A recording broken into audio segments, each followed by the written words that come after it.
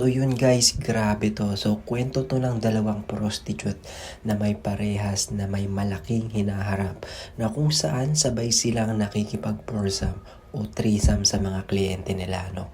So lagi nila tong ginagawa para sa pera dahil sa hirap ng buhay until one day na na-raid sila sa hotel kasama yung client nila. At yung nakahuli sa kanila ay si Detective Tigasan. So si Detective Tigasan, yung mission niya ay marami nang nare-receive na report tungkol sa mga namatay pagtapos gumamit ng sex drugs. So ang mission ni Detective Tigasan ay hanapin kung sino ang pinaka-boss sa pagpapakalat ng sex drug na yon. So nahuli niya tong dalawang best friend at ito yung gagamitin niya sa paghanap ng drug lord na nagpapakalat ng sex drugs, no? So meron silang deal ng best friend na pag di sila nakipagtulungan ay ikukulong sila.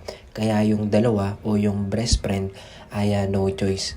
Naging asset sila ni Detective Tigasan hanggang itong best friend ay nakita na nila yung isa sa parokyano nila, no, na gumagamit ng sex drugs na nakamamatay.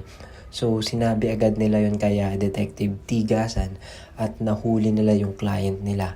At ito ay dadalhin kay Detective Tigasan para aminin.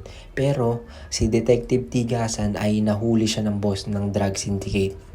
At ayun nga, nagkabaliktad, siya yung nahuli at yung dalawang best friend ay nakalaya. So, ano sa tingin nyo mga kamangkampo? So, papatok kaya itong bagong pelikula ng Viva Max? So, i-comment nyo lang sa baba.